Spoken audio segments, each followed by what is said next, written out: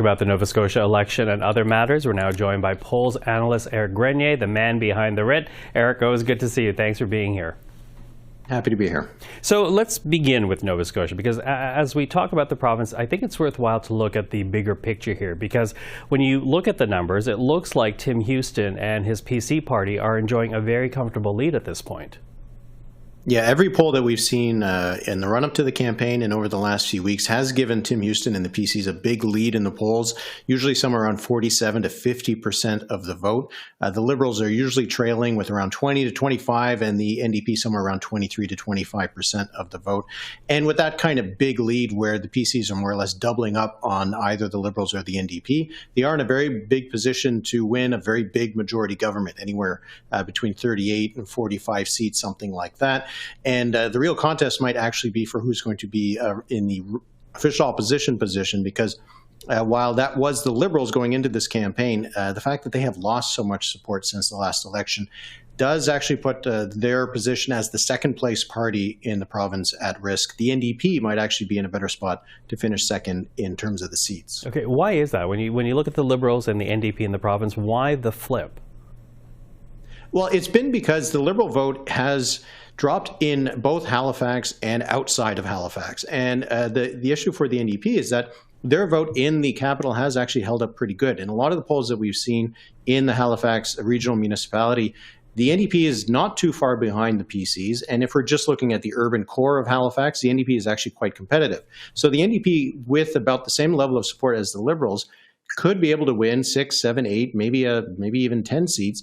But the Liberal support, they're usually in second place in the mainland of Nova Scotia on Cape Breton Island, but they're so far behind the PCs that they might just run up a lot of second place finishes and not turn the same amount of votes that the NDP has across the province into anywhere near as many seats. So the PCs are still in a good position to win lots of seats in the suburbs of Halifax, but more or less run the table on Cape Breton Island and in the rural mainland.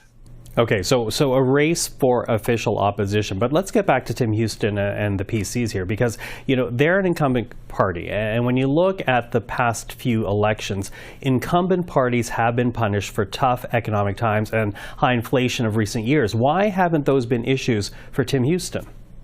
I think one of the things that's working in his favor is that he is a recent incumbent. He was only elected in 2021. This election is actually happening about 8 months ahead of schedule. So he has only been in power for 3 years. And I think he was actually riding the first wave of anti-incumbency, because he came in with the PCs in 2021. It was an upset victory against what was then the Liberal government. And so I don't think they have the baggage that we see some of those other incumbents, like the NDP that went in 2017 in British Columbia, the Sask Party, or the New Brunswick PCs that were first elected in 2018. So I think that Tim Houston and the PC still have a little bit of a new car smell, if you could call it that, for a government.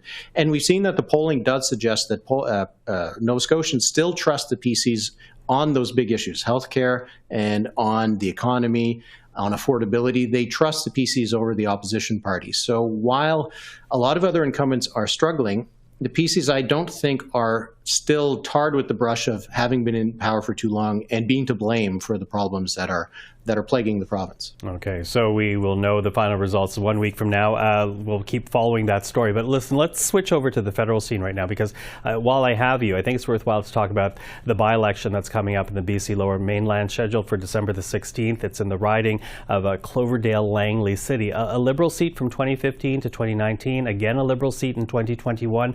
What are you looking for in this by-election? Well, it'll really just see what the margin is. The Liberals won the seat by 3 points in the last election, and was, as you mentioned, a swing seat, went back and forth between the Liberals and the Conservatives over the last few elections. Based on what we've seen in the by-elections in Toronto St. Paul's and La Salle-Mount-Verdun, a 3-point margin is not something that the Liberals can take for granted. We've seen the swing in the polls in British Columbia has been enormous. The Conservatives are up about 12 points since the last election. The Liberals are down about 9 points.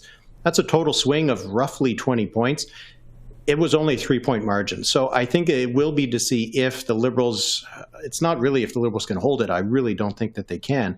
It's how much of a margin the Conservatives are going to be building up, because Cloverdale-Langley City, would be very, very early on in the target list for Conservatives. So they need to not only win this, they need to win it by a big margin to signal that they're going to win other ridings that are a lot tougher than this one. So I think just the scale of the Conservative victory, if to already make a prediction like that always makes me uncomfortable. But just to see how big it would be, I think, is what I'll be watching in that by-election night. Okay. Yeah, and I agree with you about uncomfortable predictions. But if it does go Conservative, how troubling would that be for the Prime Minister? Because there's also been this Nanos poll this week that says the majority of Canadians think it's time for Justin Trudeau to step down. I think that a loss here is almost inevitable, and it's expected that it won't be as damaging to the Liberals as the defeat in Toronto and in Montreal.